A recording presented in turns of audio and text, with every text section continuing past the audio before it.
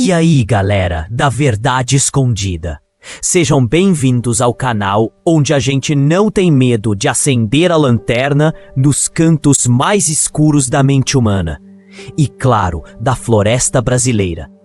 Você já parou para pensar que o lugar mais seguro do mundo é o seu sofá com a porta trancada? Certo? Errado. O lugar mais perigoso, o cemitério perfeito, onde 70% dos corpos nunca são encontrados, é a natureza selvagem.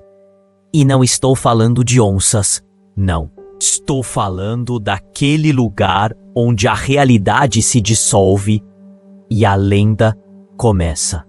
A gente cresceu ouvindo histórias de saci, de curupira, de luzes estranhas no mato. Mas e se eu te disser que, em pelo menos um caso real, a figura mais assustadora vista na escuridão não era um demônio, mas sim uma mulher? Uma mulher com olhos que brilhavam de um jeito que desafiava a biologia e a lógica.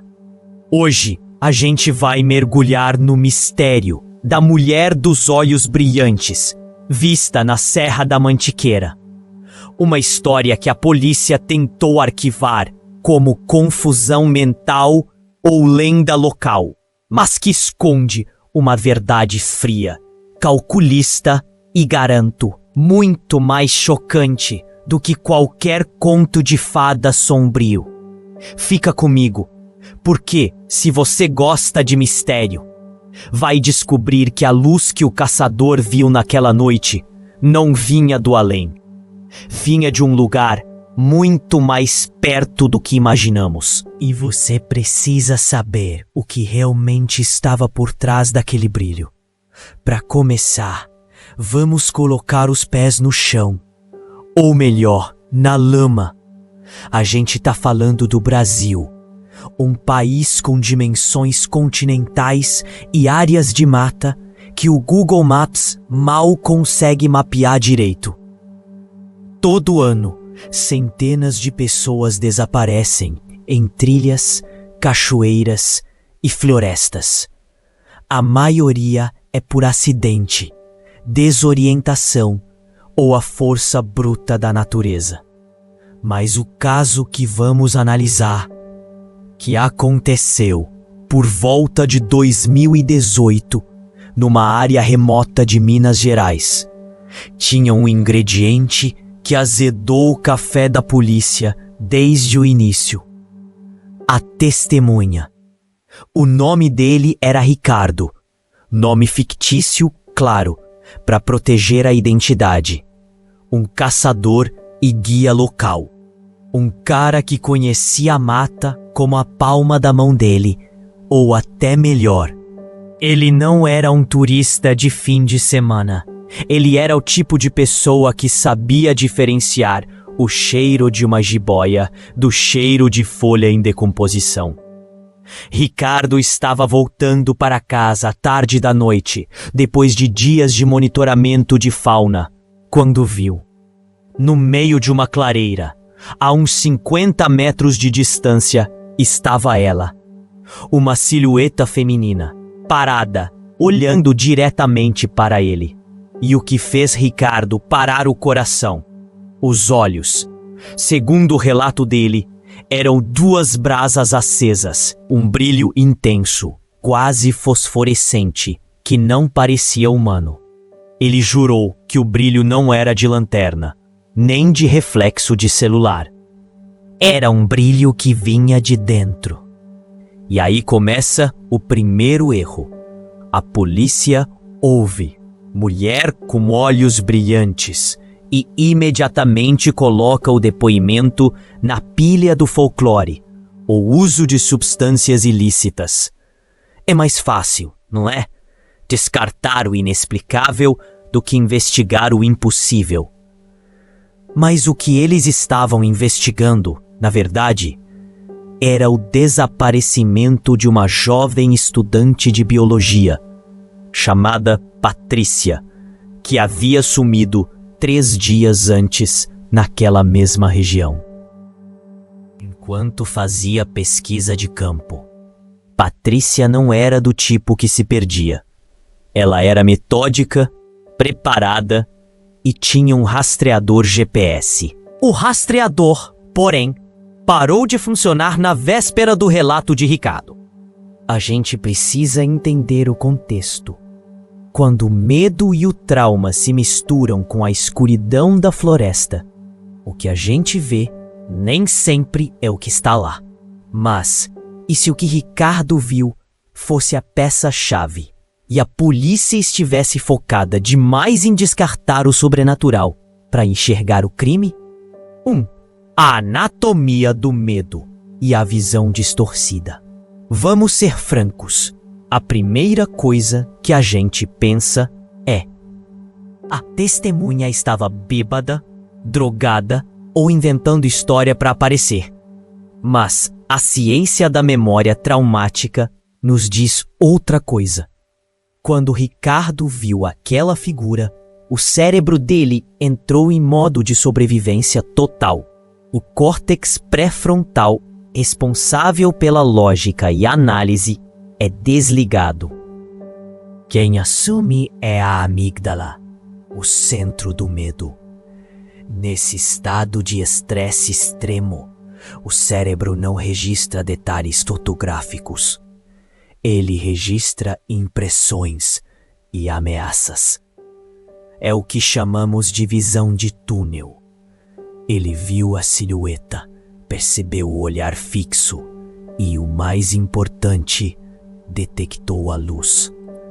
O cérebro, tentando dar sentido à ameaça, amplificou o detalhe mais estranho: o brilho. Pensa comigo. A luz da lua, refletida em algo molhado ou metálico. Pode parecer muito mais intensa na escuridão absoluta. Na floresta, a pupila humana se dilata ao máximo, tentando capturar qualquer fóton disponível. E aí, qualquer ponto de luz se torna um farol. A primeira linha de investigação deveria ter sido puramente científica. O que no ambiente poderia gerar um brilho assim? Não a lenda, mas a física. 2. Desvendando o brilho. Biologia ou objeto? Aqui entra a parte que eu adoro. Desmascarar o mito com a biologia. Nos animais noturnos, como gatos e lobos, o brilho nos olhos é causado pelo tapetum lucidum, uma camada refletora que amplifica a luz. Humanos não têm isso. Nossos olhos não brilham naturalmente no escuro, a não ser pelo efeito de olhos vermelhos de flash, que é o reflexo da retina. Então Patrícia, a estudante desaparecida, não tinha olhos de lobo. Mas o que ela poderia estar usando ou carregando que refletia a luz da lanterna de Ricardo de volta para ele com tanta intensidade? Pode ser algo simples: óculos. Se Patrícia estivesse usando óculos com lentes anti-reflexo de baixa qualidade, ou se as lentes estivessem molhadas, elas poderiam criar um halo de luz bizarro. Mas Ricardo insistiu que o brilho era interno, não superficial. E se não fosse o olho? E se fosse algo perto do olho? Maquiagem com glitter? Difícil para uma bióloga em campo. Mas e se fosse um pedaço de material refletivo em um borro ou na alça de uma mochila, bem próximo ao rosto? Essa é a beleza e o terror do crime na floresta. O mínimo detalhe se torna o máximo mistério. O que para nós é um pedaço de tecido, para o cérebro assustado de Ricardo, era uma manifestação sobrenatural. 3. O assassino no escuro, usando a lenda como cobertura. Agora vamos mudar a perspectiva de vítima para predador. E se o brilho não viesse de Patrícia, mas do assassino? O perfil de um criminoso que atua em áreas selvagens é fascinante e aterrorizante. Ele conhece o terreno. Ele usa o ambiente a seu favor. Ele sabe que a polícia vai procurar por pistas óbvias e que o mato vai devorar a evidência. Se o assassino estivesse lá, manipulando o corpo ou o local, ele precisaria de luz. Ele poderia estar usando óculos de visão noturna, altamente improvável para um criminoso comum no Brasil. Mas e uma simples lanterna de cabeça, daquelas com LED potente, usada por trieiros? Imagina, o assassino está de costas para Ricardo, mas vira a cabeça rapidamente. A luz da lanterna de cabeça, mesmo que por um instante, reflete diretamente nos olhos de Ricardo. O cérebro dele, em pânico, inverte a imagem. Ele não viu o brilho da lanterna. Ele viu o reflexo dela nos olhos da vítima. Ou, mais provável, ele viu o reflexo do próprio brilho da lanterna do criminoso. O brilho se torna, então, uma evidência de presença, não de fenômeno. O caçador viu o assassino, mas o medo transformou o objeto de crime em lenda. 4. O fantasma digital, rastros que a floresta não apaga. Apesar da floresta ser um pesadelo forense, hoje em dia, mesmo no meio do mato, deixamos rastros digitais. Patrícia tinha um celular. Mesmo que o GPS tenha parado, o celular continuou pingando nas torres de celular mais próximas.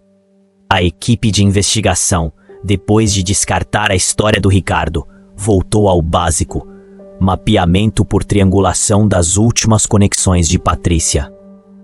O sinal dela parou de pingar perto de um antigo acampamento de garimpeiros desativado, a uns 2 quilômetros de onde Ricardo teve a visão. Isso nos dá uma linha do tempo crucial. Patrícia estava viva até a meia-noite daquele dia. Ricardo teve a visão às 2 horas da manhã. O que aconteceu naquelas 2 horas? A polícia, finalmente dando crédito à localização, encontrou vestígios. Um pedaço de pano rasgado e, crucialmente, uma pequena lanterna de chaveiro daquelas super pequenas. Quebrada e com a bateria esgotada, essa lanterna, por si só, não explicaria o brilho intenso, mas ela nos leva ao próximo ponto.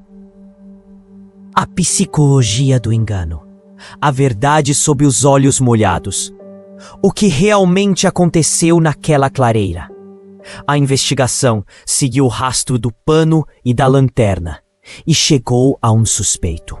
Um ex-guia da região, conhecido por ter problemas de temperamento e por ter sido demitido recentemente da empresa de turismo que Patrícia usava como base. Vamos voltar ao momento da visão. Ricardo viu uma mulher, parada, com olhos brilhantes. E se o brilho viesse de lágrimas, pode parecer ridículo. Mas pense na física. A água, especialmente em gotículas finas, funciona como um prisma minúsculo. Se a luz da lanterna de Ricardo atingiu o rosto de Patrícia, que poderia estar viva e amarrada, ou já em sofrimento, e ela estivesse chorando, as lágrimas refletiriam a luz de volta, com uma intensidade distorcida e focada. A mulher que Ricardo viu não era um fantasma. Era Patrícia em seus momentos finais, ou talvez sendo observada pelo assassino de uma distância segura. O brilho não era sobrenatural. Era o reflexo de seu desespero. E por quê?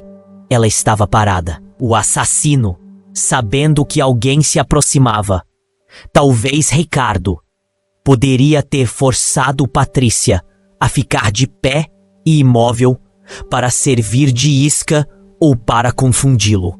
O assassino estaria escondido, observando a reação de Ricardo, enquanto Patrícia, paralisada pelo terror e banhada em lágrimas, refletia a luz da lanterna de Ricardo, criando o efeito de olhos brilhantes.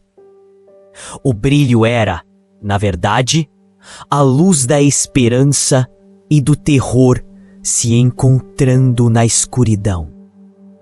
Ponto de virada. O brilho que não era deles. A investigação do ex-guia finalmente levou à confissão. E o que ele revelou sobre os olhos brilhantes é o que muda tudo. Ele confirmou que Patrícia estava viva quando Ricardo passou. Ele a havia amarrado em uma árvore, esperando a noite para movê-la. Ele estava escondido a poucos metros, monitorando a trilha, usando um pequeno binóculo de caça. E aqui está o plot twist que chocou os investigadores. O brilho não vinha dos olhos de Patrícia, nem de lágrimas, nem de um objeto. O brilho vinha do binóculo. Binóculos modernos, especialmente os de baixo custo, têm lentes que refletem a luz de forma muito intensa e concentrada, especialmente se a luz da lanterna de Ricardo estivesse mirando diretamente na lente. O assassino estava observando Ricardo através do binóculo, e o brilho que Ricardo viu não era o olhar de Patrícia, mas o reflexo da lente do binóculo, que estava na altura do rosto do criminoso. Ricardo, em sua memória traumática, projetou aquele brilho no rosto da única figura que ele conseguiu identificar na escuridão: a mulher. O assassino usou o medo e a confusão da floresta como seu melhor álibi. Ele nem precisou inventar a lenda. Ele apenas a criou por acidente, usando uma simples peça de equipamento. A verdade fria. O significado disso é profundo. O que parecia um mistério sobrenatural era, na verdade, uma falha de percepção causada por um objeto mundano. O brilho que parecia um sinal de alerta de um espírito era apenas a luz refletida por um pedaço de vidro usado por um predador humano. Isso nos ensina que, em 99% dos casos, o inexplicável é apenas o não investigado. A polícia quase perdeu o caso, porque estava ocupada demais rindo do caçador maluco e sua história de fantasmas, em vez de analisar a ótica e a física da cena. A floresta é um palco de ilusões, e o assassino sabia exatamente como usar essa ilusão para se esconder à vista de todos. E é isso. O caso da mulher dos olhos brilhantes não é sobre lendas. É sobre a fragilidade da nossa percepção e a audácia de quem usa essa fragilidade contra nós. O brilho que nos assusta não é o do além, mas sim o brilho frio da maldade humana. A Patrícia foi encontrada, infelizmente tarde demais, mas o caso foi resolvido porque o investigador teimoso decidiu revisitar o depoimento de Ricardo, não como um conto de fadas, mas como uma descrição distorcida de um evento físico. Pense bem. Quantas vezes na vida você viu algo que parecia impossível, mas que era apenas a sombra de uma verdade muito mais simples e, ironicamente, mais cruel? A gente tem a tendência de romantizar o mistério, de querer que o monstro seja o Curupira. Mas o monstro, na maioria das vezes, está usando uma camisa xadrez, tem um nome e um endereço. E ele usa nossa própria imaginação contra nós. Agora eu quero saber de você. Você já teve alguma experiência na natureza que parecia inexplicável? Você acredita que a polícia deveria dar mais crédito a depoimentos que parecem absurdos?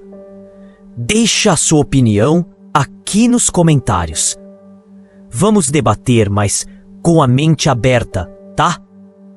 Se você curtiu essa viagem na intersecção em que o crime, a ciência e o folclore, deixa o like, se inscreve no canal e ativa o sininho, porque na próxima semana a gente vai desvendar o mistério dos sinais de rádio fantasma que aterrorizaram uma cidade litorânea.